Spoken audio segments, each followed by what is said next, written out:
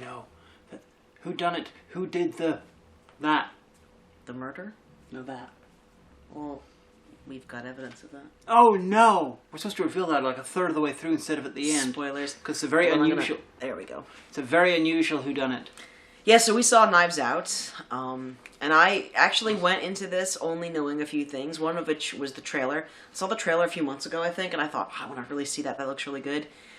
And also the fact that everyone that I know whose opinion I care about film, not even just like people through YouTube, like friends of mine, like from my real life, you know, everyone said, oh wow, this is really fantastic. And the third thing that I knew was that every detail is meticulous and has a point and has a payoff.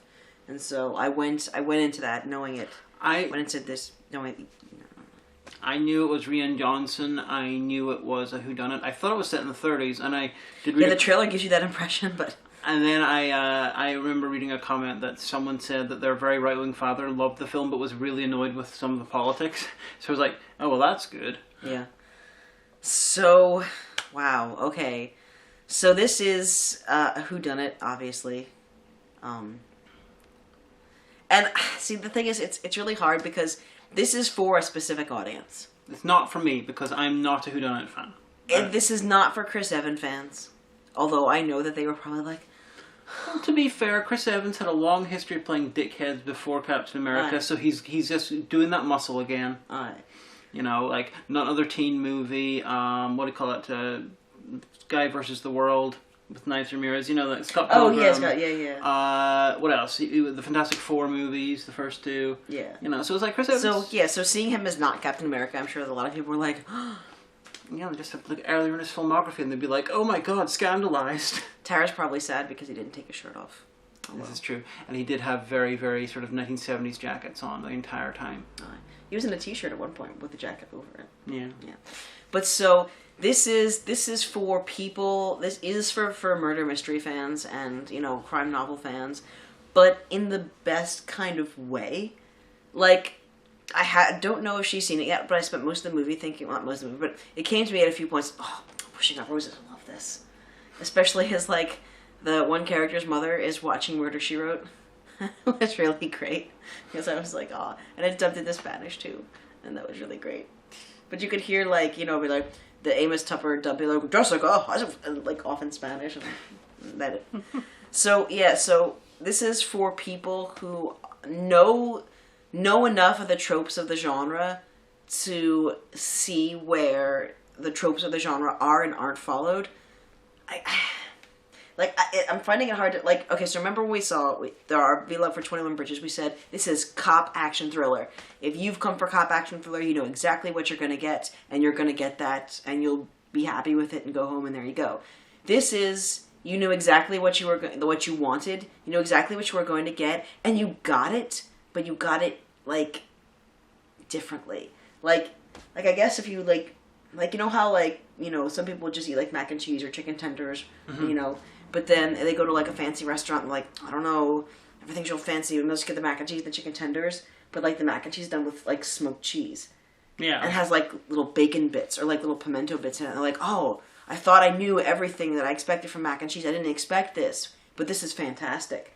Or maybe, like, you know, the chicken tenders are breaded with, like, panko. And they're like, oh, it's so light and fluffy. I didn't know that this was exactly what I wanted until I ate this. That's it. If that makes any kind of sense. I'm really tired. So you give your take. Because I've been talking the most. Oh, it was good, well-constructed, clever film. Absolutely ridiculous. It reminded me of, honestly, it only struck me right at the end, but Dead Again, the Kenneth Branagh film. Do your thing. Kenneth Branagh. There you go. Where the very, very end denouement of the film, see that denouement? I'm very, very lovey-ish right now.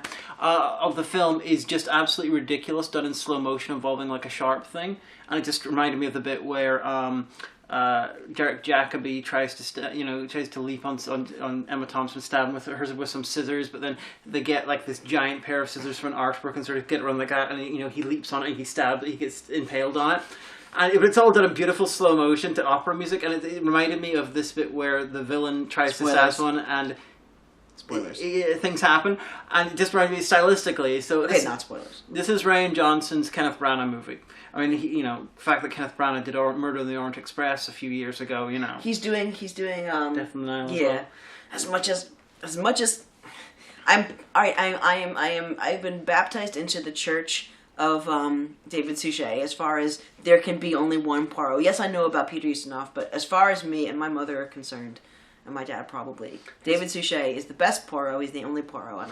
His mustache, from what I understand... Yes, I know. No, he created the thing of the mustache being tight because it wasn't like that in Agatha Christie's. It was well kept, but it was huge. Yes, but it was also black. So the fact that the Branagh one is a grey mustache, that's also inaccurate to the books, apparently.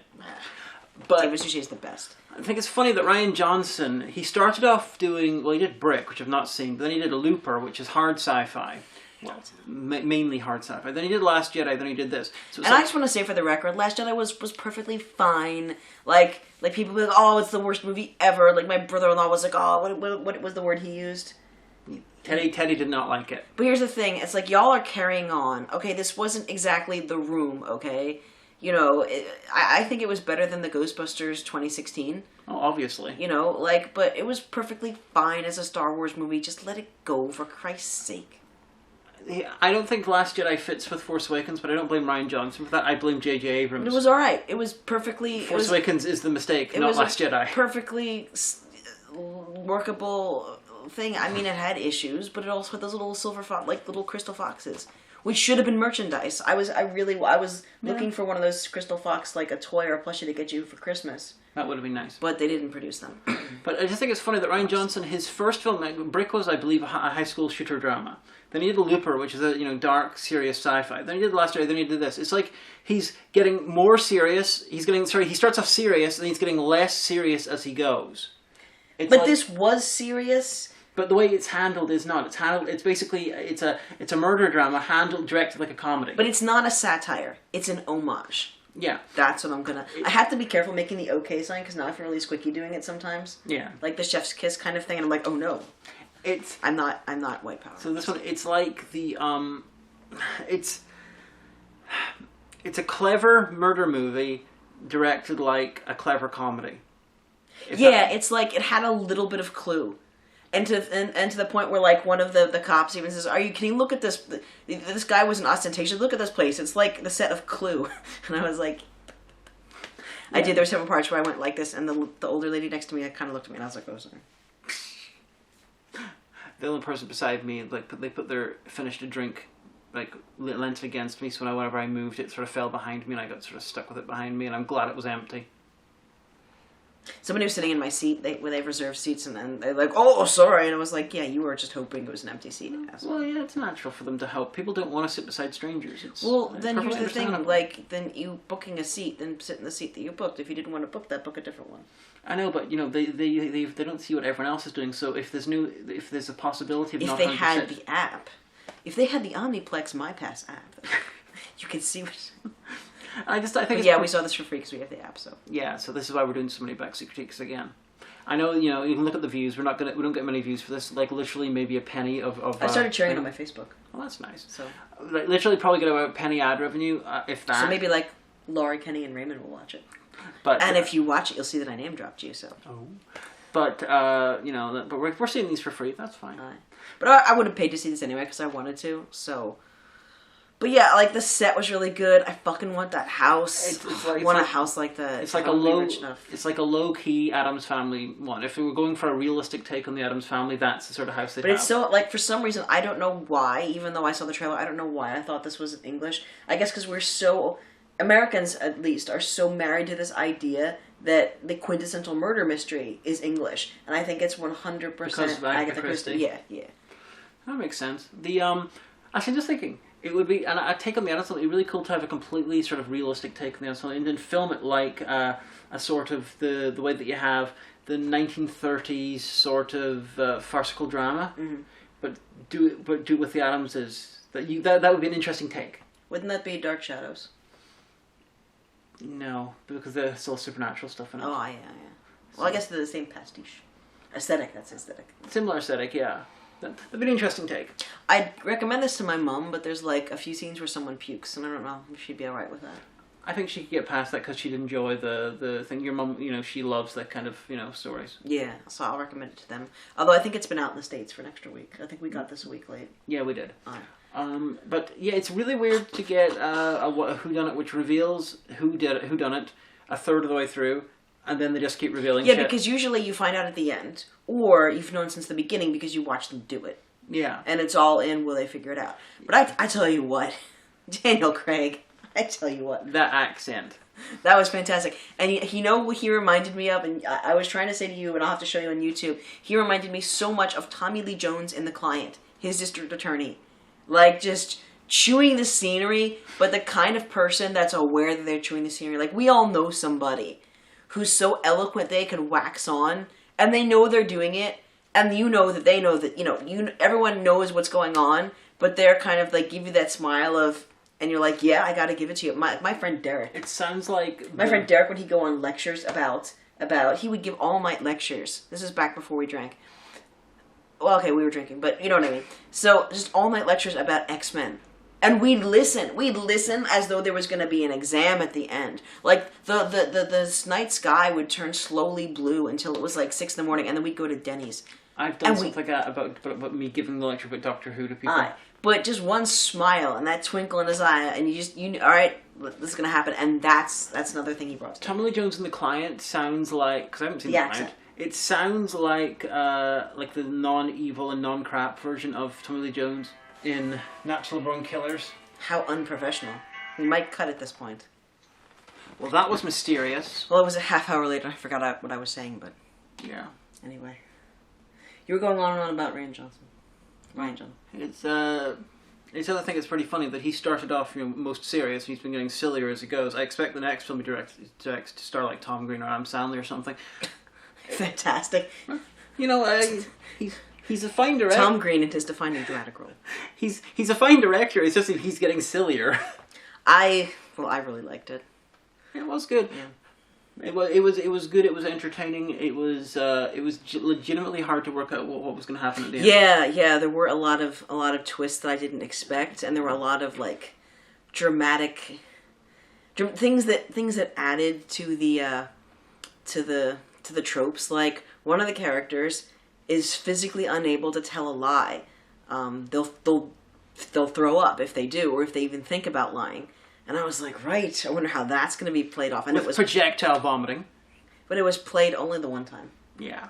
But it was played off perfectly. Like, it does feel like the kind of thing that Agatha Christie would have written if she was a contemporary writer. Not a genre. 1920s. Yeah, not a genre definer. But like I said, there's if you are into that, there's just so much here for you. And if you're not, there's so much here for you as well. The guy that played the one with the cane? That was Michael Shannon. What else have I seen him as besides General Zod? Because I feel like I've seen him do other things. He's been in a bunch of things, but none that I can think of that you've seen. Did you see Cecily Demented? No. Because he had the recently. I mean, he had the immortal line in that. Tell me about Mel Gibson's dick and balls. He played Richard Kuklinski, the Iceman, hitman in a movie called The Iceman. Oh. He's either Oscar nominated or Oscar winning. He was in The Shape of Water. He was like the villain in that. I was legit surprised and delighted that one of John Waters' later sort of muses, in one of his films turned out, got mainstream success. It's wonderful. It's good. Who played who played the father of Chris Evans' character? That guy, I recognize him. Yes, I recognize him too. So I'm like, what's he been in recently? I recognize him. I've seen him doing things recently. I'll look it up because I recognize him, but I don't know who.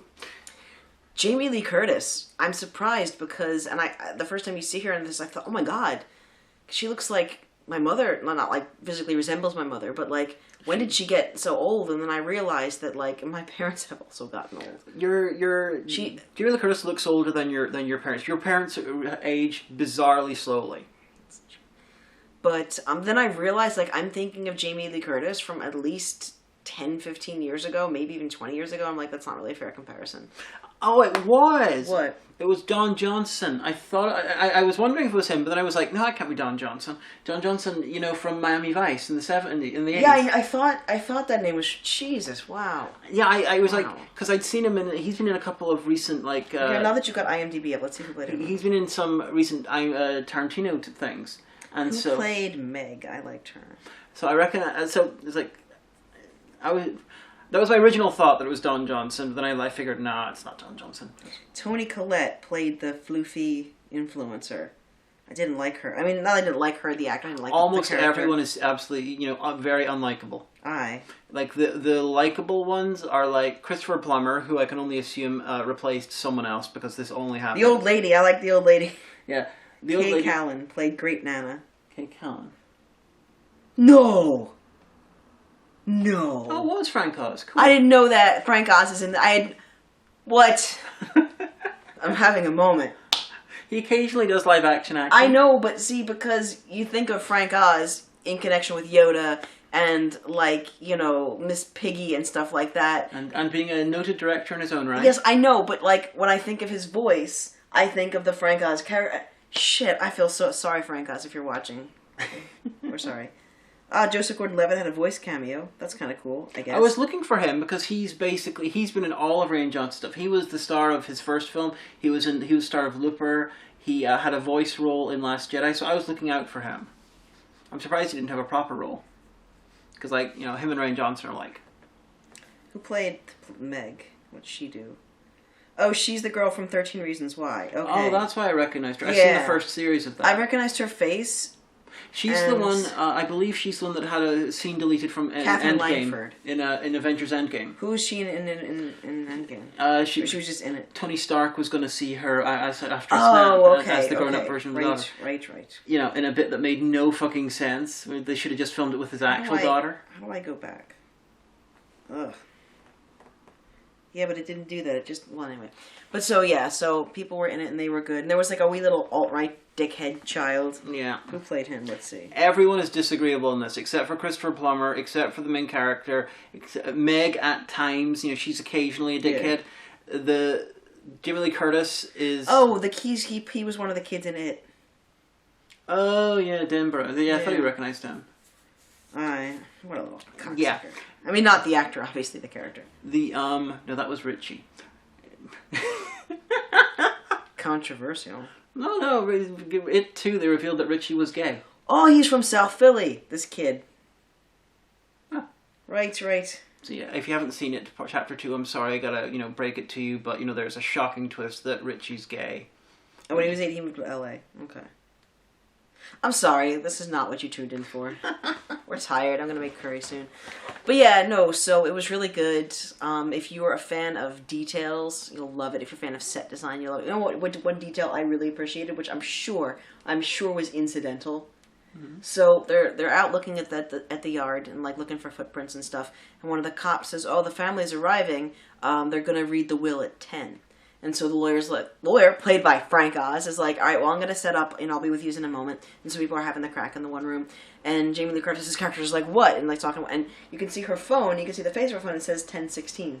Yeah. And I was like, that's really good attention to detail, because I doubt they took a prop, altered, and it looks like it was a Samsung, altered the phone to make it say around the time that it's supposed to be. So theoretically, before CGI, digital post production, I would have agreed with you. Oh, do you think it might have been? It's possible that they did do it as a little thing because CGI does a lot. The point of CGI is to fix problems. You quite often use it in ways that you won't notice. Or like you could see that her phone was active, but it was a different time that they were filming. Okay. Yeah. And I was like thinking, what? Or even could be a fake phone where it was like it would only have that screen and the time was always stuck there. Yeah. It's possible. But that was good. I really liked how the mainish character that you could have. Her phone screen is cracked. It's a cheap phone with a cracked screen. That was a nice touch. Yeah. Yeah. But it was really good.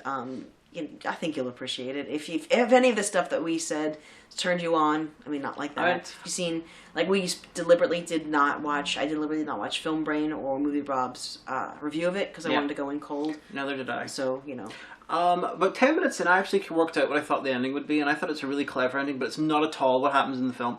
And my ending, okay, because the guy who dies is a writer of mysteries. It's a crime. He became famous as a crime. And his family are all dickheads. So, my idea was that this whole thing was his last novel. And he writes it in secret about his family and about his own suicide, which he does as a way to make them all look guilty. And then he kills himself. Kind of like reverse atonement. Yeah. So in the film, at the end of the film, you'd reveal that it was all a book, and you found out that the characters, you'd see the reality, which is basically the same, but the actors are playing the characters are played by different people, and then he kills himself in exactly the way he does in the book, and then it's revealed that basically all of them are get aspersions of guilt put on them and all like that, as a way of final revenge against dickhead family. And I thought that is a good twist for a film like this. Yeah, I mean, I had my own thoughts, about it through at least about a third to 2/3 of the way through, but the twists were good, and you don't see them coming, which is kind of cool. So it's like the biggest twist is probably that you have this guy who appears to be a dickhead, and then you find out he is a dickhead. That's the most shocking of them. Yeah, I have a feeling that I was kind of thinking about casting if this had been done back in the day. But it would be a good 30s movie, yeah. Yeah, or like not even 30s, like 40s or 50s. Like I could see Jimmy Stewart playing Chris Evans' character. Yeah, young dickhead thing. If it was a 30s movie, what do you call him? You dirty rat, you killed my brother. James Cagney. I could see him playing that if it was a 30s movie. The older guy who could play it in the 50s. Who could play it in the 50s? You know who I could see as the detective? Your man who played the detective in the Thin Man series. For a 30s Powell, version? yeah. That's true. You know who could play him in the 50s version? James Mason. I can't okay, if you're from Philadelphia, you'll get this. I can't think about James Mason without thinking about Steve from the Preston and Steve morning show, because he does a really great James Mason impersonation. It's always really funny. Well, we should probably wrap this up, though, because it's in 2 parts, so now it has to be extracted and rendered, and I want to make dinner, because we're going to have curry, and tomorrow we're going to Belfast to buy literally a metric fuck ton of fudge. And, this is why this one's got an interesting look, because generally I just put these on, I'll take these off the camera and upload them, but because we had the break, I have to do some editing to put them together, so I'm going to make this look interesting. Oh God, it'll be in black and white or something. I wonder what I did. Blood dripping off the walls, or I don't know. But so anyway, gets our full endorsement. Probably the next one of these will probably be Frozen 2, because my brother and sister-in-law mentioned that they wanted to go. And I'm kind of curious, I will confess. But we're going to try to go to the latest possible showing, because I don't want to deal with a whole bunch of screaming Waynes. So we'll see. I have not seen Frozen 1. You can read the wiki. I assume it's about frozen lesbians. It's no one is okay. We'll see. But I'll just give you the plot synopsis while I'm making it. Actually, I won't. I'm gonna watch YouTube. But so that's been us. Hope it's been what you expected. And I'll stand up. Now it's my job to stand up and turn this off.